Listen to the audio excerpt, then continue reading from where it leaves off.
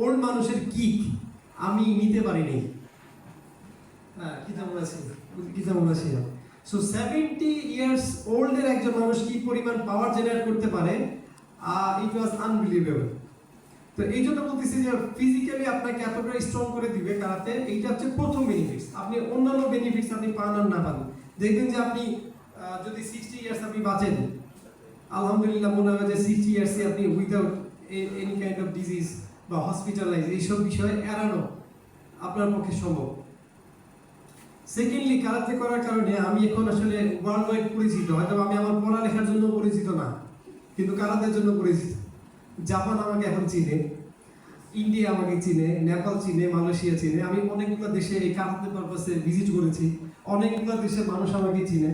Bangladesh karate ফেডারেশনে আমি official coach, referee এবং জাজ হিসেবে কর্মরত আছি, সেই জন্য আমাকে চিনে। মানে আমার পপুলারিটি, আমার স্টুডেন্টরা আমাকে চিনে, আমাকে রেসপেক্ট করে। দেখা হইলে অনেক দূর থেকে সেন্সি কেমন আছেন, স্যার এইটা খুব আমি ফিল করি যে আসলে আমার পড়ালেখার কারণে আমি এতটা পরিচিত না, বাট মার্শাল আর্টের কারণে আমি যতটা পরিচিত। হ্যাঁ, আচ্ছা, এটার সাথে যেটা দরকার হয় মানুষের চলার জন্য আর্থিক যে সচ্ছলতার বিষয়টা আসে, ঠিক না?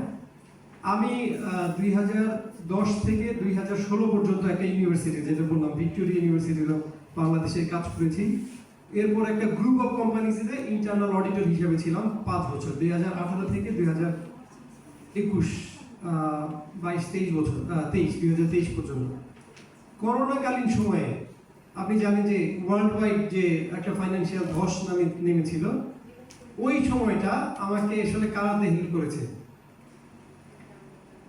2020 সালে যখন করোনার প্রাদুর্ভাবটা আর কি খুব মারাত্মক আকার ধারণ করলো, তখন হচ্ছে আমাদের অফিস ছুটি হয়ে গেল, বন্ধ হয়ে গেল, বাসায় বসে থেকে আমাদেরকে হাফ পেমেন্ট স্যালারিতে কাজ করতে হয়েছে।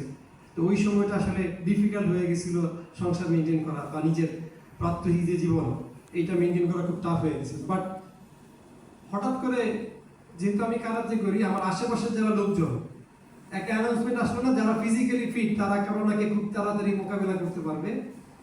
So this was the turning point. যেহেতু আমি কারাতে জানতাম, মার্শাল আর্টের সাথে সম্পৃক্ত ছিল, সো আমি ইউজ দিস টুল, আমি এই টুলটা ইউজ করেছি যে আমার লাককে কিভাবে ঘোরানো যায়, আমার ফাইন্যান্সিয়াল রিচকে কিভাবে এনরিচ করা যায় ফাইন্যান্সিয়াল অবস্থা থেকে। সো 2020-এর করোনা থেকে আমি যখন এটা অর্গানাইজড হতে শুরু করলাম, 2023-এ এসে মানে 3 বছরের মাথায়, 2022-এর মাথায় আমি ডিসিশন নিলাম যে আমি চাকরি ছেড়ে দেব। কারণ আমি চাকরি থেকে যে পরিমাণ স্যালারি ড্র করতাম, আমার প্রতিষ্ঠান থেকে আমি তার ডাবল স্যালারি তখন ড্র করতেছি, অ্যাবিলিটি তৈরি হলো। এখন আলহামদুলিল্লাহ আমার হচ্ছে প্রায় 6টা ব্রাঞ্চ আমি ম্যানেজ করতেছি, সাথে হচ্ছে জাপান কারাতে অ্যাসোসিয়েশনের বাংলাদেশের জয়েন্ট সেক্রেটারি হিসেবে কাজ করতেছি। সো এখন ফাইন্যান্সিয়ালিও আমি সলভেন্ট এবং পপুলারিটিও আমার বেশি এখন, মানে যেটা হয়তো আমার জবে ছিল না। সো এই দিক থেকেও আমি বেনিফিটেড। তো অনেকগুলো ওয়ে আছে কারাতে করার মাধ্যমে। আপনি যদি কখনো, মানে এটা হচ্ছে আপনাদের মেইন একটা গোল তো আছেই যে আমি এই পড়াশোনা করতেছি, এটা দিয়ে এটা হবো। পাশাপাশি যদি কারাতের মাধ্যমে কারো ইচ্ছা থাকে যে ফাইন্যান্সিয়ালি সলভেন্ট হওয়ার, সেটারও ওয়ে আছে। কারণ ওয়ার্ল্ড ওয়াইড এখন হচ্ছে আপনার ইনস্ট্রাক্টর, ভালো ভালো ইনস্ট্রাক্টর দরকার, বিশেষ করে ফিমেল ইনস্ট্রাক্টর। এবং ওয়ার্ল্ড ওয়াইড আপনার রেফারি এবং জাজ, বিচারক হওয়ার একটা সম্ভাবনা আছে যদি আপনি ভালো স্টাডি করেন। তো আবার হচ্ছে আপনি পার্সোনাল ইনস্টিটিউশন তৈরি করতে পারবেন। এবং ইভেন রিসেন্টলি বাংলাদেশ গভর্নমেন্ট আপনার প্রত্যেকটা স্কুলে 4 থেকে মানে ক্লাস 4 থেকে এবং মার্শাল আর্ট ট্রেনিংটা বাধ্যতামূলক করে দিচ্ছে।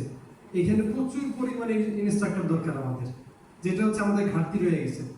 তো নতুন করে একটা প্রোগ্রাম হচ্ছে এখন, আপনারা হয়তো জানেন যে নতুন করে স্পোর্টস একটা প্রোগ্রাম হচ্ছে, এইখানে প্রচুর পরিমাণ কোচ আমাদের নিয়োগ দেওয়া হচ্ছে। সো মানে অনেকগুলো ওয়ে আছে, এটার মাধ্যমে আপনি ফাইন্যান্সিয়ালি নিজেকে একটা সার্টেন পিরিয়ড